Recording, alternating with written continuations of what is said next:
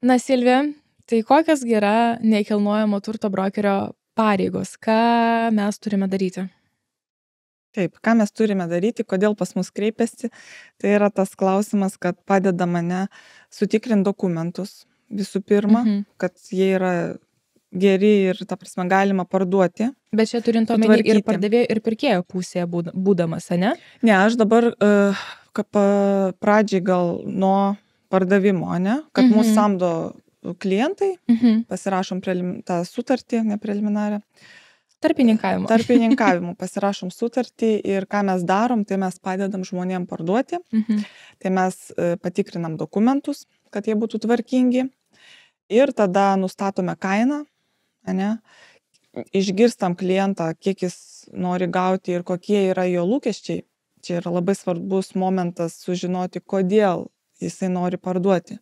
Nes čia irgi būna skirtingi momentai, tai visada tai yra svarbu išgirsti. Tada mes dokumentus tvarkingus padarom, jeigu jie netvarkingi, nustatom kainą ir tada, aišku, apsiemam reklamą. Tai yra talpinimas į reklamos portalus, ne, socialiniai tinklai dabar. Taip. Kas be ko ir filmuojamgi, ir ta prasme, ir nuotraukas darom kokybiškas, ir filmuojam reelsus, ir visaip kaip mokam, taip parduodam. Tai čia, žodžiu, galima apibūdinti taip, kad brokeris yra marketingo specialistas, dizaineris, ne? Kad mes esame teisininkai, buhalteriai, nes vis tiek, mesgi... Psichologai, taip. Psichologai, kas mes dar tokie, vykdom dėrybas, tai... Dėrybininkai. Tai iš tikrųjų tikrai daug labai pareigų, jeigu tai paklausyti, va, kaip ir sakai, reels makeriai, fotografai, visų galų meistras. Visų galų meistras, teisingai, nes realiai taip ir būna, skambina, o gal turi. Ir taip, mes turime daug kontaktų, tai yra tikrai nauda didelė. Nes mes tikrai ir galim ir matininką duoti, kuris greičiau padarys, ir vertintoją, ir, nežinau, ir tą patį dizainerį, nežinau, ir kartais ir pati padedu klientam papuošti būtą, nes sako, naujai įrengtas, kažkokių detalių reikia. Tai arba mes užsakom stagingą, ne, tai irgi, kad pagražint tą būtą, ne, bet čia ne visais atvejais užsakau tą jau profesionalų, kartais ir patys pagražinam. Tai čia irgi kitas klausimas. Jeigu jūs matytumėt, kokius mes su savimi lagaminus nešiojam, kai reikia, pavyzdžiui, kažkokį objektą nufotografuoti profesionaliai, nes šiagi nėra taip, kad tu tiesiog eini ir ten iš telefono, būna, aišku, visokių atveju viskas tvarkoja, bet jeigu tu jau nori kelti skelbimą, taigi reikia, kad gražiai atrodytų. Teisingai, kiek lagaminų turi? Kartais jo, klausia, o tai jūs čia taip patys, tai taip, tai ir patys turim tą gyslelę ir padeda mane. Taip, tai iš tikrųjų, kaip ir minėjo kolegė, kad tikrai yra labai, labai daug, ką mes padedam ir ne tik mes su Silvija, bendrai mūsų kolegos, nes geras brokeris, jisai turi tos visus darbus atlikti. Tai yra normalu, manau. Mums čia yra kasdienybė. Mums čia yra kasdienybė ir tikrai jau kažkaip pamirštam, kad tiek darbų darom.